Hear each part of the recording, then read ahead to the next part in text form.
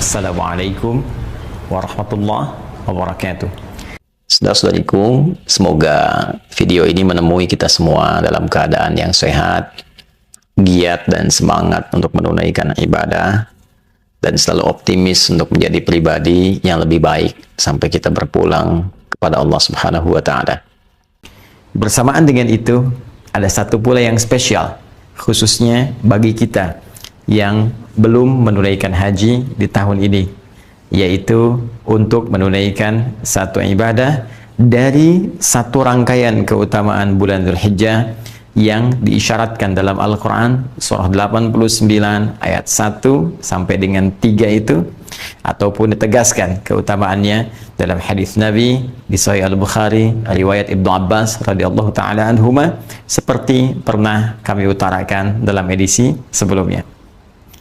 Di antara 10 hari yang istimewa itu ada satu yang sangat spesial yang tidak ditemukan dari hari pertama, hari kedua, sampai ke-8 yang telah kita lalui, yaitu hari ke-9 di bulan Dzulhijjah, yang langsung narasinya disampaikan oleh Nabi SAW yang mengandung banyak keistimewaan dan kemuliaan.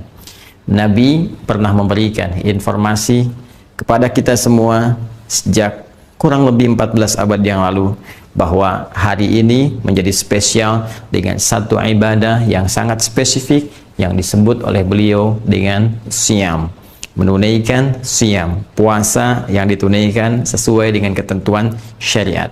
Beliau mengatakan, siyamu yaumi arafata anni ahtasibu ala Allahi ayyukaffira al-madiyah wal-baqiyah. Dalam riwayat lain, an yukaffira sanatal madiyah wal baqiyah. Sungguh puasa yang ditunaikan di hari yang bertepatan dengan momentum Arafah, aku berharap pahalanya di sisi Allah Subhanahu wa Ta'ala bisa menggugurkan dosa-dosa setahun berlalu dan menjaga dari perbuatan dosa setahun yang akan datang. Teman-teman sekalian, hari ini menjadi spesial dalam uraian hadis Nabi SAW karena tanggal 9 ini disebut oleh Rasulullah SAW bertepatan dengan momentum Arafah, saat para jemaah haji menunaikan prosesi wukuf sebagai rangkaian puncak haji yang ditunaikan dan menjadi inti dari penunaian ibadah haji dari sekian rukun yang harus kemudian diikuti. Di sini Nabi SAW memberikan arahan kepada kita dalam momentum ini. Kita diminta oleh Rasulullah untuk menunaikan ibadah spesifik berupa siyam. Tidak main-main, pahalanya bisa menggugurkan dosa setahun berlalu, dan perhatikan baik-baik cara kita memahaminya, bisa menjaga dari perbuatan dosa setahun yang akan datang. Artinya, dalam konteks penunaian puasa ini, kita bukan sekedar diminta oleh Rasulullah puasa secara fisik, menjaga tidak makan, menjaga tidak minum, tidak berhubungan seksual. Lebih daripada itu, karena puasa ini potensinya dengan izin Allah bisa menggugurkan dosa setahun berlalu. Karena itu, cara mengisinya akan lebih baik jika kita iringi dengan mengevaluasi kesalahan-kesalahan yang pernah diperbuat oleh kita dan berpotensi dosa setidaknya setahun ke belakang. Jadi seperti orang wukuf saat di Arafah, mereka merenung, berkontemplasi, merenungkan kesalahan-kesalahan, mengakui dosa-dosa, sehingga dengan pengakuan itu dan komitmen untuk meninggalkannya akan merubah pribadi mereka lebih baik setelah selesai menunaikan rangkaian ibadah haji. Pulang, meninggalkan segala keburukan, menanggalkan seluruhnya, dan bertransformasi menjadi manusia yang lebih mulia. Pun demikian, orang yang belum punya kesempatan untuk berhaji, di tepat pada momentum yang sama, Nabi minta untuk menunaikan puasa dan mengisi puasa itu dengan kontemplasi, dengan renungan seperti orang wukuf yang berada di Arafah. Maka dia ingat dosa-dosanya, hubungan dia dengan Allah, hubungan dia dengan makhluk, dengan orang tua, dengan istri, dengan suami, dengan anak-anak, dengan tetangga, demikian seterusnya. Maka ia mencoba mendekati Allah Subhanahu wa taala, bercoba untuk bertobat, mengoreksi dosa-dosanya, sehingga dengan itu mendapat penerimaan terbaik di sisi Allah Subhanahu wa taala. Ciri orang yang diterima tobatnya, diterima koreksi dirinya, diterima perubahan dirinya ketika dia mendekat kepada Allah saat berpuasa ini, pun demikian dengan yang wukuf di Arafah. Maka ciri yang paling spesifik saat tobatnya diterima, saat dosanya dihilangkan, adalah terjaganya ia dari perbuatan dosa setelah amalan itu ditunaikan. Karena itu Nabi memberikan isyarat Allah akan berkenan mengampuni dosa setahun yang akan datang. Maksudnya adalah dia akan terjaga dari perbuatan dosa, sehingga tidak mudah anggota fisiknya untuk mengarah pada perbuatan maksiat. Karena berhasil puasanya di hari ini, maka ada penjagaan dari seluruh anggota tubuhnya.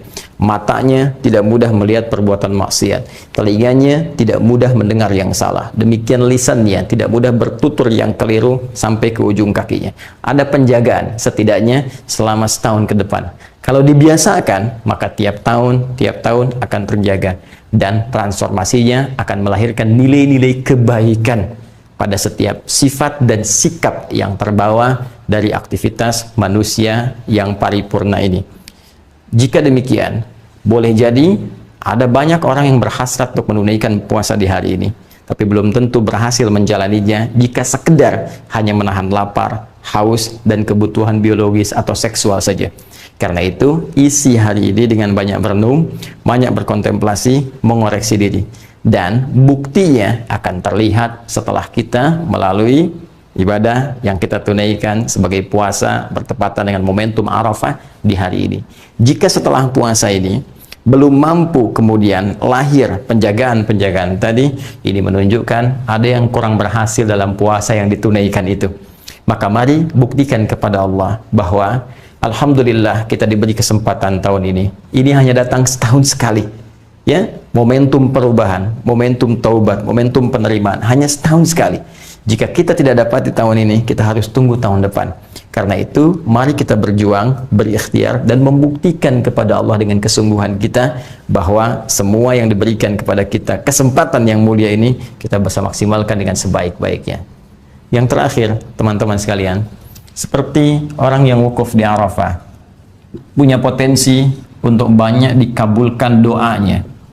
Karena itu, selain mereka beristighfar, mengoreksi diri, memperbaiki diri, juga semua orang wukuf seluruhnya 100% sudah otomatis akan memanjatkan doa kepada Allah, bermunajat dengan penuh kekhusyuan untuk memohon segala hajat kebaikan dunia dan akhirat. Pun demikian, hari ini momentumnya diserupakan oleh Nabi Shallallahu Alaihi Wasallam, esensinya dari segi esensi seperti orang wukuf di Arafah. Nabi bisa mengatakan puasa pada tanggal 9 Dzulhijjah, puasa di hari ke-9-nya. Tapi Nabi menegaskan siyam yaumi Arafata, puasa yang bertepatan dengan momentum Arafah, di hari saat orang wukuf di Arafah. Karena itu, seperti orang wukuf banyak berdoa kepada Allah, maka setidaknya kita pun isi hari ini dengan memohon. Banyak berdoa kepada Allah, minta kebaikan-kebaikan. Wa minhum may yaqulu rabbana atina fid dunya hasanah wa fil akhirati hasanah wa qina adzabannar. Ini yang diajarkan doanya langsung oleh Al-Qur'an di surah kedua Al-Baqarah, itu di ayat ke-201. Dan di antara orang-orang itu manusia banyak yang meminta kepada Allah supaya diberikan kemuliaan dunia dan kebaikan akhirat. Maka mohonlah kepada Allah segala kemuliaan-kemuliaan di dunia ini, supaya mata kita menatap yang mulia, sehingga kaki kita, supaya harta kita diberikan kemudian keberkahan oleh Allah, supaya pekerjaan kita dimudahkan tapi yang bermanfaat untuk akhirat kita, melipat gandakan pahala-pahala kita. Isi banyak dengan doa. Kalau ingin lebih spesifik misalnya, kapan orang wukuf di Arafah? Tanggal 9-nya jam berapa tepatnya? Pasti setelah matahari tergelincir, masuk waktu zuhur, mereka melakukan sholat, jamaah dengan asarnya. Setelah itu banyak beristighfar, berdoa. Jika kemudian kita konversikan, mungkin di sana masuk misalnya jam 1, taruhlah sudah tiba waktunya, maka tambahkan dengan 4 jam di sini, jatuhnya jam 5 atau 1 jam sebelum maghrib misalnya. Kalau kita ingin serupakan waktunya, kalau kita ingin bebas, maka mulai detik ini sampai dengan berakhir menjelang maghrib, potensi luas untuk berdoa. Tapi kalau momentumnya kita ingin dekatkan, kita bisa ambil misalnya waktu menjelang maghrib, kita duduk untuk bermohon, kita khusyukkan diri kita dengan penuh keyakinan, dan semoga dengan itu Allah bukan hanya mengampuni dosa kita, tapi mengabulkan seluruh hajat kita. Siam, puasa itu yaumi arafata, yang dilakukan ya pada, nah ini waktunya. Jadi di sini dzaraf menunjukkan kepada waktu. Ada yang memahami yaumi arafah tepat saat orang berwukuf, waktunya orang wukuf di Arafah. Ada yang memahami di penanggalan yang sama dengan orang wukuf. Jadi kalau sana tanggal 9, tempat lain tanggal 9, walaupun berbeda momentumnya, di sana wukuf, di sini misalnya belum nyampe, maka sama-sama ketika dipahami tanggal 9 ya, itu dimaksudkan pada harinya, tanggal 9 Zulhijjahnya. Jadi bagi orang yang wukuf, dipahaminya saat wukufnya, di waktu setempat, saat wukufnya, tanggal 9. Ya. Bagi orang yang tidak wukuf, ya tinggal dilihat bagaimana kemudian keadaan di sekitarnya, tempat setempatnya.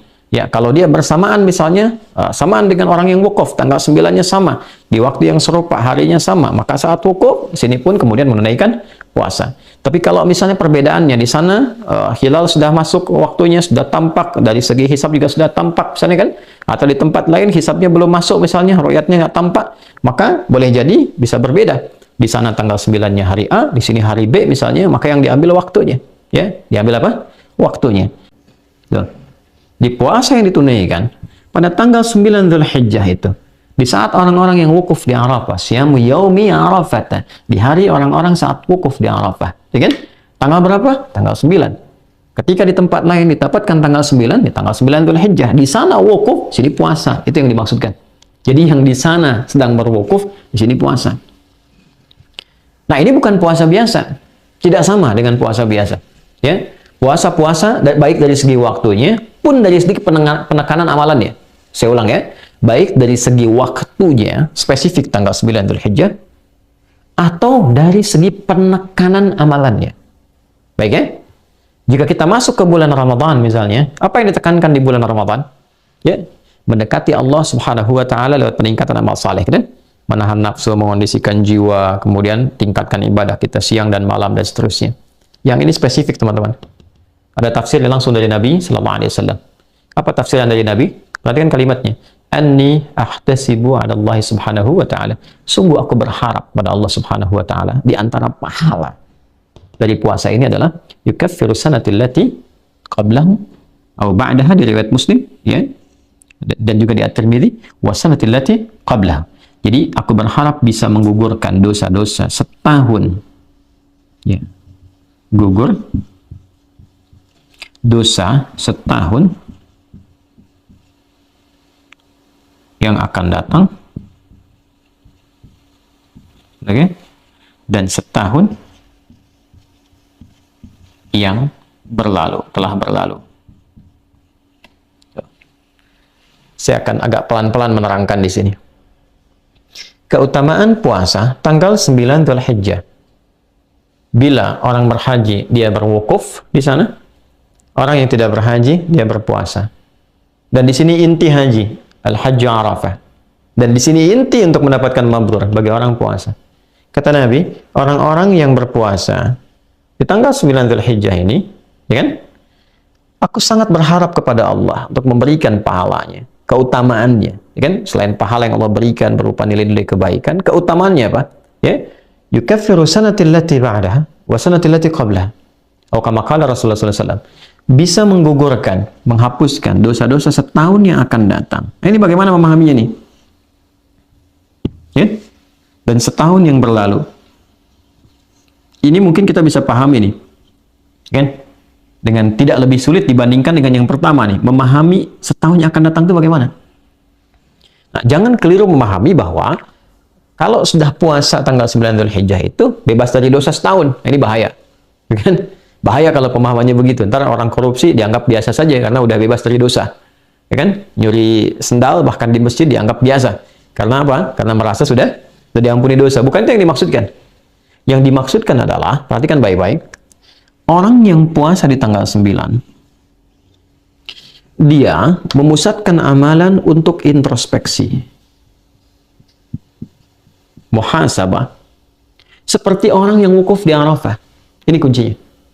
Di saat orang wukuf di Arafah, dia mengenal dirinya, mengenal Allah Subhanahu wa taala, mengenal lingkungannya, memahami kenapa dia sebelumnya jauh dari Allah, mengoreksi diri, introspeksi dirinya, muhasabah.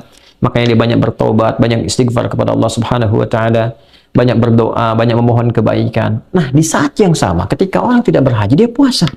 Di tanggal 9 ini, dia melakukan hal yang serupa dengan orang haji. Apa yang dia lakukan? Dia introspeksi diri. Dia bermuhasabah, dia merenung. Ya. Walaupun dia tidak wukuf seperti orang haji, ya, tapi di tempatnya saat dia menunaikan puasa itu dia mengoreksi dirinya, mengevaluasi dirinya. Apa perjalanan setahun ke belakang minimal yang bisa direview? Hubungan dia dengan Allah misalnya yang kurang, dia bermunajat, kurang mendekat kepada Allah, kurang rakaat dalam salat, tuntutan dunia banyak, tapi bekal akhirat sedikit. Kewajiban menunaikan perintah Allah tidak terlaksana dengan baik. Dia evaluasi, apa yang membuat kita selama ini jauh dari Allah? Apa yang menghambat saya menunaikan salat dengan baik? Bangun malam untuk dekat dengan Al-Quran. Apa yang menghambat semua? Introspeksi diri. Introspeksi. Dan ini nggak mungkin bisa dilakukan kalau nggak ada persiapan dari sebelumnya. Makanya tanggal 1 Dzulhijjah, 2 Dzulhijjah itu penting dibangun persiapan supaya tanggal 9 optimal. Karena penekanannya di sini. Penekanannya di sini. Jadi nggak mungkin orang tanggal 9 itu bisa puasa dengan baik. Kalau cuma nahan lapar dan haus bisa ya? Nahan lapar dan haus dari mulai ya fajar sampai dengan maghrib, insya Allah bisa dilakukan. Tapi kalau menjalani puasanya seperti ini dan introspeksi diri, menata diri lebih baik, melihat tautan-tautan dengan sekitarannya, memperbaiki, mendekati Allah dengan ya semaksimal yang bisa dia lakukan, itu nggak mungkin bisa dilakukan tiba-tiba tanggal 9 begitu, nggak bisa. Kecuali ada persiapan sebelumnya. Dia tingkatkan bacaan Qur'annya, dia latihan puasa sebelumnya, sehingga puncaknya ketika tanggal 9 Dzulhijjah. Puasa dia di momentum ini, dia merasakan kenikmatan yang tidak dirasakan sebelumnya. Di titik itulah kemudian muncul kesadaran untuk mendekati Allah Subhanahu wa taala. Maka apa yang terjadi? Ya, saat dia punya kesadaran, dia merasakan kedekatan lebih dengan Allah ketika dia berbuka, suasana lebih tenang, lebih nyaman. Dan saat merasakan kenikmatan, kenyamanan, kebaikan itu dia bertakbir. Persis sama seperti orang meninggalkan padang Arafah menuju Muzdalifah, dia berzikir. Ya, berzikir. فَإِذَا أَفَضْتُمْ مِنْ عَرَفَاتٍ فَاذْكُرُوا اللَّهَ عِنْدَ الْمَشْعَرِ الْحَرَامِ. Kalau kamu sudah selesai di Arafah, kata Allah, ya, coba dicek di Quran surah Al-Baqarah, ya, dari ayat 198 sampai 199 itu. 198 ya, laisa 'alaikum junahun an tabtaghu fadlan min rabbikum fa idza afadtum min arafatin fadhkurullaha 'indal masy'aril haram. Kalau kamu telah selesai di Arafah, segera bergegas ke Masy'aril Haram, ke Muzdalifah sambil berzikir. Dia bertakbir, dia bertasbih, dia bertahmid. Sama persis. Kenapa dia berzikir? Memuji Allah karena dia sudah merasakan kedekatan yang sebelumnya belum terbangun dengan Allah Subhanahu wa taala. Sama persis. Orang kalau sudah selesai, dia puasa, dia bermuhasabah, dia menangisi dirinya, bertobat, ingin jauh lebih baik dari sebelumnya. Tiba-tiba merasakan perubahan pada diri, dia bertakbir. Allahu Akbar, Allahu Akbar, Allahu Akbar. Malam 10 tuh. Ya. Dan puncaknya di hari ke-10, teman-teman. Apa yang terjadi? Hari ke-10. Yang di sana melontar jumrah saat fajar kan? Ya kan? Dia lontar, bukankah dengan kalimat Bismillahi Allahu Akbar? Dan yang dilontar itu Aqabah kan? Tadi kita bahas menjelang Isya. Aqabah itu kan gambaran dari keadaan diri kita. Nafsu, bukan dari faktor orang dekat, wusta atau orang jauh, ula, tapi dari diri kita sendiri. Kadang-kadang keburukan itu muncul bukan karena faktor luar, tapi kadang-kadang yang lebih utama dari faktor dalam, ketidakmampuan mengendalikan nafsu dengan baik. Nah, nafsu ini yang dilontari, sifat-sifat buruk dalam nafsu. Oh, ini yang kurang bagusnya. Oh, ini yang sifat-sifat yang tidak baiknya. Lontar. Dan ketika akan melontar, Bismillahirrahmanirrahim. Sehingga dengan lontaran itu kita merasakan perubahan pada diri pribadi. Setelah itu menghadap ke arah kiblat, kita bacakan inni wajjahtu wajhiya lilladzi fataras samawati wal arda hanifan musliman wa ana minal musyrikin. Ya Allah, aku menghadap pada dirimu, menghadapkan diriku sepenuhnya ya Allah. Aku bertawakal, pasrah pada Engkau penguasa langit dan bumi. Inna salati wa nusuki wa mahya wa mamati lillahi rabbil alamin. Kalau selama ini aku salat ya Allah, ya, dan saya bermanasik sampai sekarang saya datang, ya kan? Saya hidup selama ini, bahkan saya wafat sekarang pun saya pasrah. Sekarang saya menyadari hakikat kehidupan saya pasrah kepadamu. La syarikalah wa bidzalika umirtu wa ana minal muslimin. Saya berjanji tidak akan pernah melanggar ketentuanmu, apalagi berbuat musyrik. Sejak saat ini saya akan berjanji mematuhi dirimu ya Allah, mematuhi segala perintahmu, taat kepadamu. Dengan itulah kemudian besok kita bisa bertakbir, dan takbir adalah lambang keberhasilan kita untuk bisa mendekatkan diri kepada Allah Karena itulah di Quran surah kedua Al-Baqarah di akhir ayat 185, ketika kita menutup perjuangan kita untuk mendekat kepada Allah saat Ramadan, kita bertakbir, walitukabbirallaha ala ma hadakum wa la'allakum tashkurun, supaya engkau banyak bertakbir karena Allah telah berikan petunjuk kepadamu. Mari kita buktikan, kita berhasil, kita mendapat petunjuk, kita berubah, kita menjadi lebih baik dalam pandangan Allah, supaya besok kita bisa beridul adha dan bertakbir dengan penuh kebahagiaan, kebanggaan sebelum pulang menghadap Allah Subhanahu wa taala. Saya Adi Hidayat pun demikian harus memberikan contoh pertama dari apa yang saya sampaikan ini. Maka saya bermohon maaf kepada saudara-saudariku dimanapun Anda berada atas setiap sifat, sikap, tutur, perbuatan yang sudah pasti akan terjadi banyak kekeliruan, kesalahan dari apa yang pernah saya perbuat. Saya memohon maaf yang sebesar-besarnya dengan penuh segala kerendahan hati mewakili keluarga besar kami, dan dengan itu pula saya ingin menyampaikan hal yang paling utama, semoga Allah memuliakan kita, semoga Allah memaafkan segala kesalahan kita, mengampuni dosa-dosa kita, dan saya pun membebaskan, memaafkan segala hal-hal yang terkait dalam kehidupan supaya kita bisa lebih nyaman menghadap kepada Allah Subhanahu wa taala. Demikian, semoga bermanfaat. Subhanakallahumma wa bihamdika, asyhadu an la ilaha illa anta, astaghfiruka wa atubu ilaik. Assalamualaikum warahmatullahi wabarakatuh.